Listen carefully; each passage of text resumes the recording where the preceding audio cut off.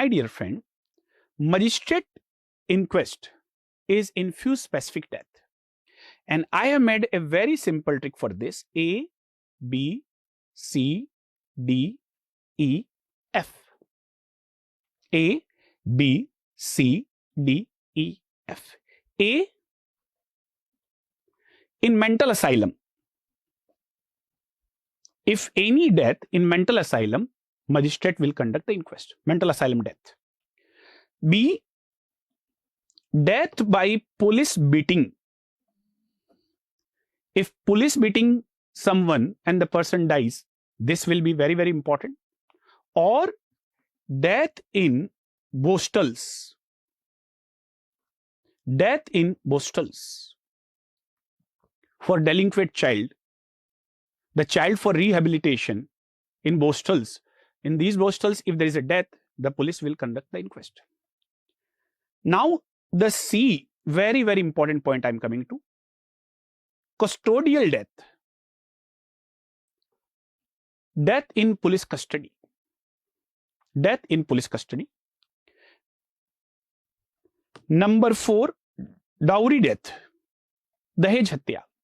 If there is an allegation of dowry death, or my dear friend, if any married woman dies within 7 years of her marriage, and if there is an allegation on the in-laws family, it could be a very important case of magistrate inquest. Then exhumation, a very, very potential word I'm coming to, that is exhumation. Exhumation is digging out of the dead body. It is digging out of the dead body. If some dead body has been buried in some place, this is known as exhumation. And the last one is also related with police, that is police firing. If death in police firing. I will highlight 3 important cases. I will highlight 3 important cases which are related with police death. Number 1, police beating. Number 2, police custodial death, police custody death. Number 3, police firing death. So, police beating death, police custody death, and police firing. So, it's very simple thing to remember. These are inquested by judicial magistrate. These are inquested by JM, that is judicial magistrate. All remaining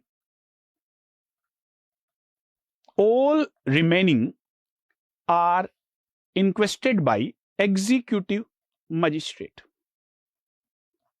All remaining are investigated by executive magistrate. So, police beating, police custodial death, and police firing death, these are the death which are inquested by judicial magistrate, JM. So, my dear friend, this is a very simple trick to remember what are the death in which magistrate conduct the inquest. Very, very important. After postmortem, dead body has to be handed back to the IO, investigating officer. That has to be kept in your mind. Now, inquest which is not present in India. Yes. Inquest which is not present in India. Number 1 is coroner inquest. Coroner inquest was in Mumbai. That's a Bombay. It was in Mumbai. And it was present till 1999. After that, it has been abolished. Now it is not present in India. It was based on the jury system. It was based on the jury system. But what about medical examiner inquest? It is also not present in India. But my dear friend, it is overall the best inquest system. So if you get a question, which is overall the best inquest system, that is a medical examiner inquest, and it is in developed country like USA and UK. It is in developed country. And actually the concept is, here the main investigating officer is medical examiner, who can examine the dead body and who can inquiry or investigate also in the same case. This is the best inquest system. Most common in India is police. Superior one is magistrate. Best one is medical examiner inquest in developed country. Now I am coming to, sir, court procedure. Court procedure. And my dear friend, why do we have court procedure? Because witness gives evidence. Witness gives evidence. We require some procedure which is known as court procedure. Now, first procedure of the court is summon. And my dear friends, summon is also known as subpoena. Subpoena. What is the meaning of subpoena? Sub means under, poena means penalty. Sub means under, poena means penalty. First, you must be thinking, sir, what is summon? Friends, summon is actually a document. Summon is a document. This document is given to witness. This document is given to witness. And on this document, date, time, and place is mentioned. Date, time, and place is mentioned. Date like 25th January. Time 10 a.m. Place this court. This is mentioned. Witness has to attend this court. Now, if even after giving this document, witness doesn't attend the court, there is some penalty. That's why the word we use, subpoena. Subpoena. So it is the first thing, witness is served with a summon. Summon is a document. It's a kind of invitation card. Come to my court. Come to my court. Now I can categorize summon in two categories. Subpoena ad testificandum and subpoena duces tecum. Sir, subpoena ad testificandum. Now, what is the meaning of this? Subpoena is a summon. Ad is attend the court. And testify means give evidence. Attend the court and give evidence. So, attending the court and giving evidence. Very simple, sir. It is used for common witness. It is used for common witness. Now, what if you are an expert witness, like you are a doctor, you have made a postmortem report. आपने एक postmortem report बनाई है. Now, you have prepared some document. So, second word is subpoena. Yes, subpoena. Duces. What is the meaning of duces? A Latin word. This duces means document. Whatever document you have prepared, postmortem report or medical legal document, or any important document, fingerprint report, firearm report, chemical report you have to take means you have to take this report when you are going to the court. This is subpoena duces tecum, and this particular word subpoena duces tecum is used for expert witness. So my dear friend, if you are a expert witness, you have a word subpoena duces tecum. Otherwise, the word is subpoena ad testificandum. So these are two important words. Now, sir, summon I already told you. If you don't attend the summon, which IPC would be applicable? This is 174 IPC. Dr. Saab, punishment for P for punishment for not attending the summon. Punishment for not attending the summon, IPC would be 174 IPC. It is 6 month imprisonment or 1,000 rupee fine or both. 6 month, 1,000 rupee or both. So punishment for not attending the summon is 174 IPC. Now, what you have to keep in your mind while attending the summon? First see whether the court is civil or criminal. My dear friend, preference has to be given to criminal case. Like if you have the summon of rape, murder, you have to attend the criminal case. Civil court preference is not the best one. First is criminal. But sir, you attend the criminal court. What about the civil court summon? Please do send an application. Do send an application that I am attending the criminal court. Just send an application. Just get the requisition. Just get the permission that I am attending the criminal court. First.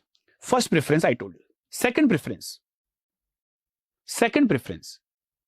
If both are criminal court, like you got two summon and both are criminal, in this case, you have to attend the higher one. So higher court has to be attended than lower court. So first preference I told you, civil, criminal, criminal. Yes, this is stick. Second, higher, lower, attend the higher court. But sometime a situation comes, both court are of same level and both are criminal also. So if the situation comes, if the court are of same level, attend the summon which has been received first. First received summon. Attend the summon which has been received first. So it's a keep in your mind, civil, criminal, criminal, lower, higher, higher. Then see if both are of same level, then attend the summon which has been received first. These three things is very, very important. Okay. So this is how do you attend the summon. And if you don't attend the summon, which IPC would be applicable? 174 IPC. Now, I am telling you one trick. If you don't attend the summon, there will be 174. So what you do? 174 plus 4, that becomes 178 IPC. I will tell you what is 178 IPC, but just keep in mind at the 4, what is 178 IPC? I'll tell you, but this is regarding the summon. Now I am coming to oath. My dear friends, oath is compulsory. Oath is compulsory. You have to take oath. This is 51 IPC. And now in the last slide I told you, if you don't attend the summon 174, then I told you just add plus 4. If you refuse for oath, the punishment is 178 IPC. Refusal of oath comes under 178 IPC. Oath is compulsory, it is 51 IPC. Refusal of oath punishment, same punishment you can remember, it is 6 month imprisonment or 1,000 rupee fine if you refuse for oath. Now, oath age limit, a very, very important word. Oath age limit. What is the age limit of oath? Below 12 years of age, oath is not needed. Below 12 years of age, oath is not needed. And how do we take the oath? This is very, very important, sir. If we believe in the God, we take the oath on the name of God. If we believe in the God, we take oath on the name of God that I do swear in the name of God, whatever I shall speak, this would be truth. It should be truth. Second, it should be whole truth, complete truth. From A to Z you have to speak. And nothing but the truth. Again, I am revising, my dear friend. Again, I am revising. On the name of God, you'll speak truth, whole truth, nothing but the truth. What is the meaning of this? Truth, whatever you know. जो आप जानते हो. You have seen A killed B. This is the truth. The complete sequence, what you have seen, that is a whole truth. And nothing but the truth. You have to speak truth only, nothing else. This is nothing but the truth. And my dear friend, this is for normal person.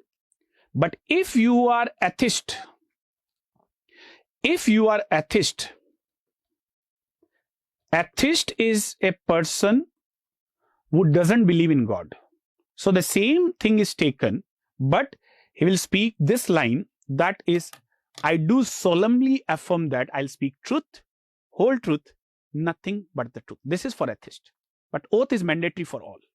So, very simple one. For oath, we use a word truth, whole truth, nothing but the truth. Now, I'm coming to a very, very important word. 3 IPCs for evidence punishment. Actually, these are 3 IPC for punishment if you are doing some wrong act while giving evidences. Punishment. 193 IPC is punishment for false evidence. 193 IPC is punishment for false evidence. 197 IPC is punishment for false document. So if you get a question, if doctor makes a false document, false postmortem report, wrong postmortem report, fake postmortem report, fake document, this is 197. And 201 IPC is disappearance of evidence. Disappearance of the evidence. Like you go to the crime scene, you remove the blood stain, you remove the seminal stain, you remove the fingerprint. This is 201 IPC. So why I just made in this manner? The reason is I told you summon not attended 174, oath refusal 174 plus 4 178. Here also the gap is 4 plus 4 and plus 4. Punishment for false evidence 193 IPC. Punishment for false document 197 IPC plus 4, and punishment for disappearance of the evidence, that is 201 IPC. Now, what is 191, what is 192, and what is 193 IPC? These all are three very, very important IPC. What is 191, what is 192, and what is 193? Friends, after taking oath, if you are giving false evidence, after taking oath, if you are giving false evidence, this is known as perjury. This is known as perjury. What is the definition of perjury? This is 191 IPC. So you can see perjury is defined under 191 IPC. Now, second, 192 IPC, fabricating the evidence. If you are fabricating the evidence, means changing the evidence. Like there is a book and there is a document, you are changing that line in the document. That is a fabrication. So fabricating the evidence, this is punishable, or this is defined, sorry, not punishable. This is defined under 192 IPC. Fabricating the evidence or changing the evidence is defined under 192 IPC. Now, for both punishment, what is a perjury? Defined under 191 IPC. What is a fabricating evidence? Defined under 192 IPC. For both, the punishment is 193 IPC. As I told you, it is false evidence. It is false evidence as well as fabricating the evidence. So if you get a question for false evidence and fabricating the evidence, the punishment comes under which IPC? The answer is 193 IPC. So simple question, perjury is defined under 191 IPC. Perjury is punishable under 193 IPC.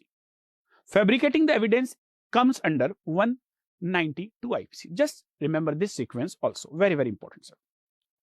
Now, my dear friend, examination of the witness. Because now summon has been done, oath has been done. Now I am coming to a very, very important part, examination of witness.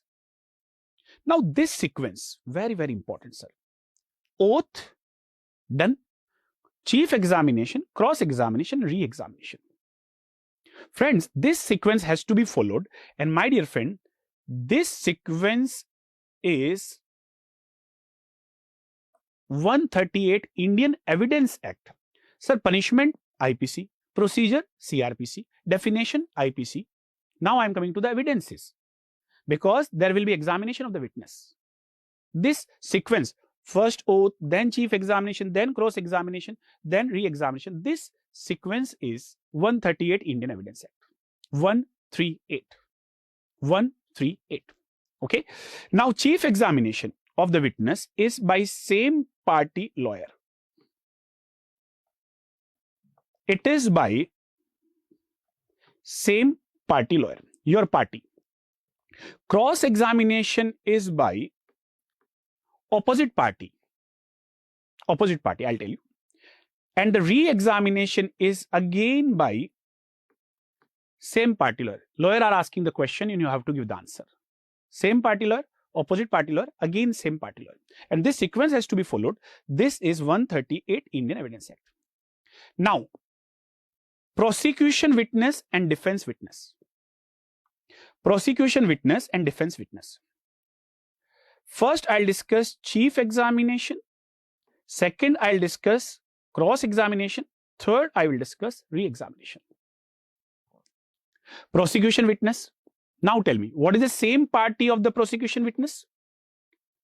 Prosecution witness, the same party is public prosecutor. So, public prosecutor will examine, that is the chief examination of this one. Defense witness, what is the same party of the defense witness? It is defense lawyer. This is defense lawyer. Now, cross-examination, very, very important, sir. Cross-examination, what is the opposite party? It is defense lawyer. So, another very, very potential word. Defense lawyer is very, very important one. So, the cross-examination of the prosecution witness is done by defense lawyer. The cross-examination of this is done by public prosecutor. Yes. Again, re-examination, it is by same party, that is public prosecutor. And it is re-examination of this witness is by defense lawyer. Very, very important, sir. So again, I am revising all the point. Listen carefully. Chief examination is done by same party, same party. So prosecution witness, the same party is public prosecutor. Defense witness, the same party is defense lawyer. Cross-examination is by opposite party. Opposite party for prosecution witness is defense lawyer. Opposite party for defense witness is public prosecutor. Re-examination is again by same party, public prosecutor and defense lawyer. This is a very, very simple explanation. This is very, very simple explanation. So we have discussed the part cross-examination, chief examination and re-examination. Now I am coming to two very, very important facts. Leading question and hostile witness. Leading question and hostile witness. Leading question is a question in which the answer is either yes or no. Yes or no. What is a hostile witness? Hostile witness is a witness who is contradicting the statement. If you are contradicting your own statement, means you are changing your statement. This is hostile witness. Or you are not favoring your prosecution side, not favoring your side. So you are not favoring your side, or you are contradicting your statement, means changing the statement again and again. That means you are a hostile witness. Now, what is the example of leading question? Was Ram wearing white shirt?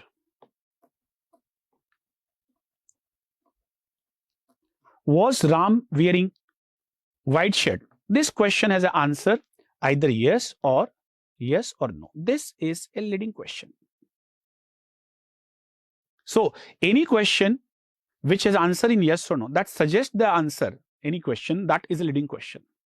And my dear friend, normally leading question can be asked only and only in cross-examination. Normally, I'm talking about normal things. But friends, if you have become hostile witness, you are changing your statement, you are contradicting your statement, आप अपना ही बयान बार बार बदल रहे हो, और you are not favoring your side, आप अपने side की उल्टा काम कर रहे हो, that means you are a hostile witness. In this particular case, even in chief examination, leading question can be asked, and even in re-examination, leading question can be asked. Why? Because you are not favoring your side. You are not favoring your prosecution side. You are not favoring your side. You are contradicting your statement in this case. And my dear friend, this particular law where you are a hostile witness and leading question can be asked in chief and re-examination, this is 141 Indian Evidence Act. This is 154 Indian Evidence Act. Now, these are the Indian Evidence Act. Important one. Friends, 138. I already told you. 138 is a sequence of examination. First, there will be oath, then chief, then cross, then re. So, it's very simple, sir. Oath, then chief, then cross, then re. This is this one. Now, 141 Indian Evidence Act. This is a definition of leading question. This is a definition of leading question. So, leading question is defined under this. And you can remember leading as a D. It's very simple. D, fourth alphabet. It's a 1-4. Fourth alphabet is D. 141. L-E-A-D, leading question. Now, in chief examination and in re-examination, leading question are not permitted. Leading question are not permitted. This is 142 Indian Evidence Act. In cross-examination, leading question are allowed. This is 143. For hostile witness,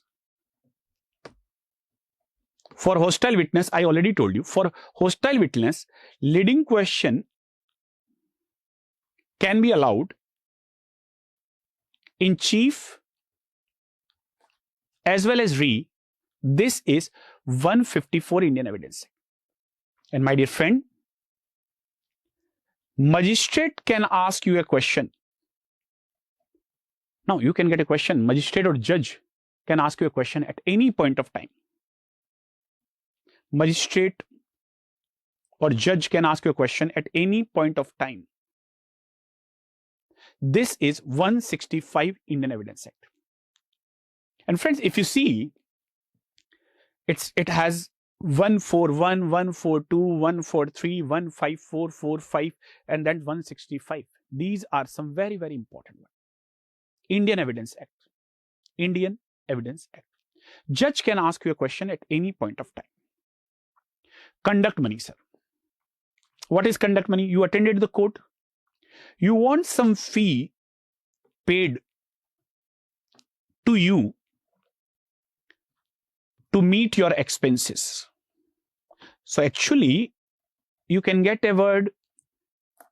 It is a kind of diet money. You want some fee to be paid.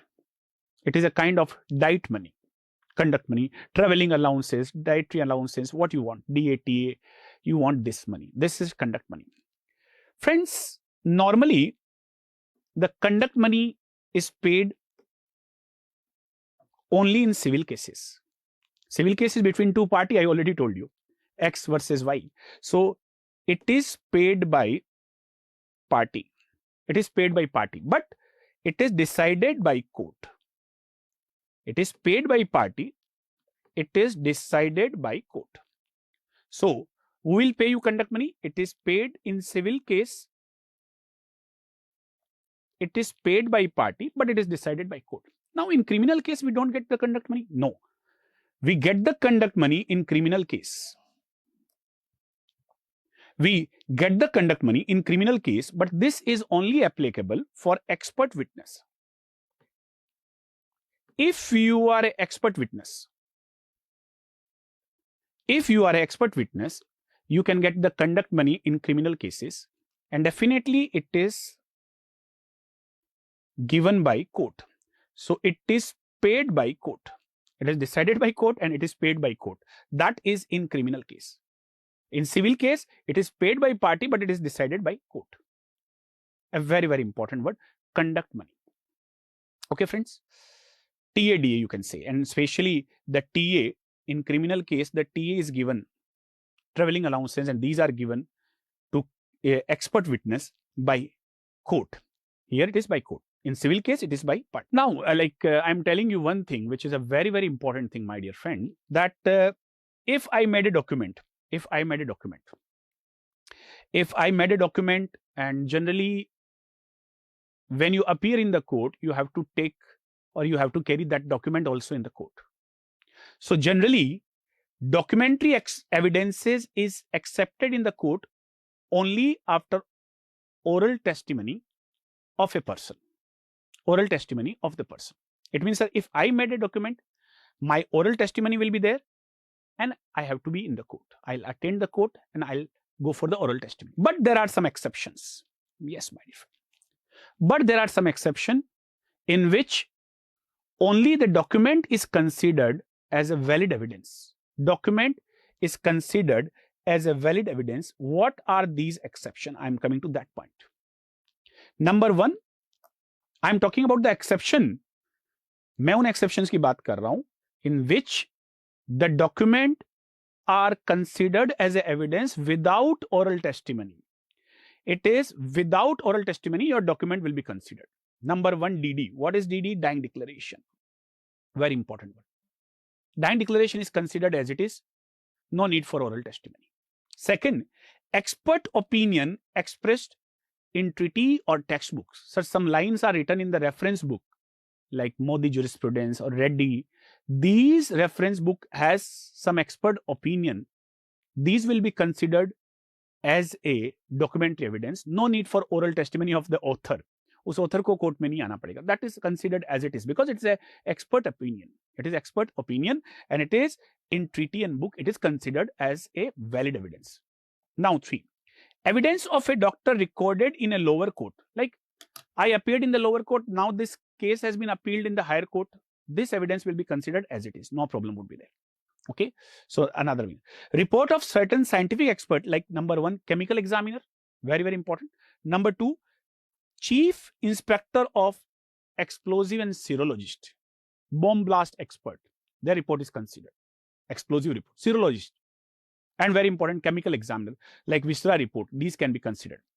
Evidence given by witness in previous judicial proceeding. If previous judicial proceeding, I had given the opinion or the anything which is evidence, in the next proceeding, I'll go forward after that. That is also very, very important. Public record, sir, and hospital record. You just keep in your mind, public record and hospital record are also considered as it is. So these are the example where documentary evidences are sufficient. No oral testimony is required, but everything is in the hand of judge or magistrate. These are some examples, very, very important. Now, sir, I'm coming to statement given by dying person as a dying declaration or dying deposition. First is followed in India. Second is followed in developed country. Dying declaration and dying deposition. Sir, it is a statement given by a dying person. So, dying person giving statement. Dying person giving statement. This is dying declaration. And my dear friend, this statement can be a oral statement or this can be a document also. Document also. Now, India, so some Indian law will be applicable. According to India, it will be 32 Indian Evidence Act. It is 32(1) first clause, 32 Indian Evidence Act. Dying declaration. Dying deposition in developed country. But now, sir, listen few things very, very carefully. It is a oral or written statement. Who can give dying declaration? Now, first victim can also give dying declaration, sir. If I am a victim, I am dying. So I can give dying declaration. Victim can give dying declaration. Second, the best person to record the evidence of dying person is magistrate. Best person. After magistrate, doctor. After doctor, police. Or if police is not available, any person. But the sequence is this. Victim can record. Magistrate is the best person. This is very, very important. Now, see, what is the difference between these two? I am coming to that point, my dear friend. In dying deposition, it is in developed country. It is in developed countries like USA, UK. It is in the presence of always and always magistrate, defense lawyer, everyone will be present in that one. Witnesses, everyone will be present. Sir, in declaration, 3 things are there. Oath is not taken in declaration. Cross-examination is generally not done. And leading questions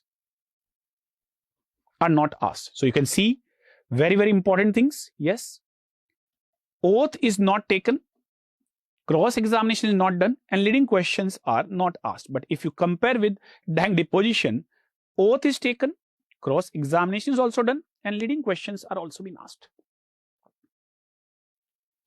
And magistrate and lawyer should always be present. All 4 are very important differences. But if you want to pick one difference which is the best one,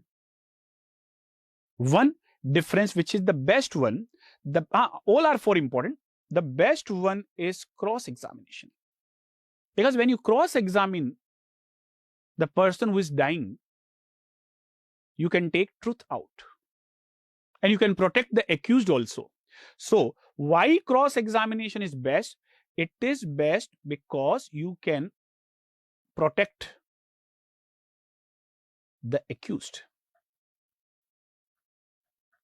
You can protect the accused. That's why it is best. So, one thing is clear. Dying deposition is superior. Dying deposition is superior. 4 reasons are there. Number 1, it is always by magistrate. Number 2, oath is taken. Number 3, cross-examination done. Number 4, leading question are asked. All are very good. But sir, if you want to pick one, which is the best out of these, the cross-examination. Why cross-examination is best? Because you can protect the accused. Because if someone is lying after cross-examination, you can protect the accused. But my dear friend, if you are dying and you are giving statement, but after this you survive. After this, if you survive, no value, my dear friend. So, dying declaration is only valid, very, very potential MCQ. Dying declaration or dying deposition are only valid if the person dies. Means it's a dying declaration, statement given by a dying person. If the person survives, agar aadmi jinda bach jata, if the person survives, the person has to attend the court for oral evidence. So it is only valid if the person dies. यहाँ मरना जरूरी है. Very, very important. Now, sir, I am coming to few some simple, important facts, fact-based question. Now, first fact-based question: if you get a question, which is a better evidence, oral evidence or documentary evidence? Now, most of the people are thinking, sir, documentary evidences are better. No, my dear friend. Oral evidences are better than documentary evidence. Why? Document can be false, fake, or fabricated. Oral evidences, you appear in the court. So always there is a chances of cross-examination. Always there is a chances of cross-examination. So that's why oral evidences are better. Now, second, res gestae. Look, sir, the name suggests gesture. It is a Section 6 Indian Evidence Act. Dying declaration, I already told you, 32 Indian Evidence Act. Res gestae are Section 6 Indian Evidence Act. What is res gestae? It is involuntary exclamation made at the time of offense was committed. Involuntary exclamation at the time of offense committed. By your involuntary exclamation, you are giving hint. Now, like suddenly, like at the heat of moment, you are giving hint that he killed me, or she killed me, or you are giving hint as an expression. Someone is asking, and you are giving an expression. This one. This is at the heat of moment. So I would say at the heat of moment or involuntary exclamation at the time of the offense was committed. Sometime it is so closely connected to the main fact. This is known as res gestae. So it's a very important evidence, res gestae. It is very much connected to the fact. Involuntary exclamation, but it should be involuntary. It should not be like you are willing and then you are speaking. That is not. Involuntary exclamation at the heat of moment, you are saying, yes, oh, or you are expressing some other way. This is res gestae, Section 6 Indian Evidence Act, valid one. Dying declaration, I already told you. Now, sir, this is a very important law, already told you. The expert witness gets traveling allowances and dietary allowances, TAD, according to 312 CRPC. These are rare fact-based questions you can get in your exam. Dr. Sahab, I told you, if you don't attend the summon, 174 IPC would be applicable. But sir, if you don't attend the summon before punishment, the court may issue a notice under 350 CRPC. 350 CRPC. This is just a notice. Recall and re-examination of the witness, very, very important, sir. Once you had given the evidence, you can be recalled and re-examined. Recall and re-examination of witness is 311 CRPC. And I already told you the death sentence of the pregnant lady can be converted. This is 416 CRPC. These are few fact-based questions. So just remember at least recall and re-examination 311 and TADA to the expert witness 312. 311, 312. Court may issue this one. Paul Jakias is considered as a father of legal medicine. Paul Jakia is considered as a father of legal medicine. Leading question, chief examination, cross-examination, everything I told you. Yes, my dear friend. These are some fact-based questions. These are some fact-based questions. Very, very important. So friends, this is leading questions. I already told you it's a 141 Indian Evidence Act. The chief examination is 137 Indian Evidence Act. But cross-examination of the previous statement, it would be 145 Indian Evidence Act. The father of legal medicine is Paul Jakia. Now, I would like to tell few things. 118 Indian Evidence Act and 119 Indian Evidence Act. What is this? Now, what is 118 Indian Evidence Act? Very, very important, sir. There is no age limit for testifying in the court.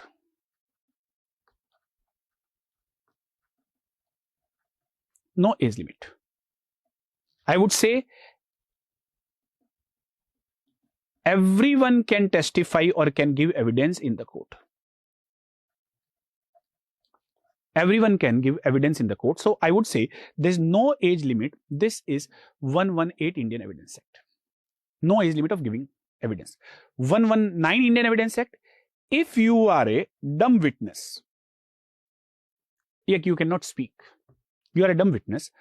According to 119 Indian Evidence Act, what it says, you can give evidence by writing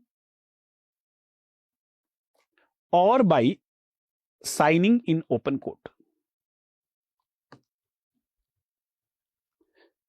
So 119 Indian Evidence Act says, if you are a dumb witness, you can give writing or signing. You can give evidence by writing or by signing in open court. So if you want to keep these things in your mind, these are also very, very important. But what is the age limit of taking oath? That was a different thing.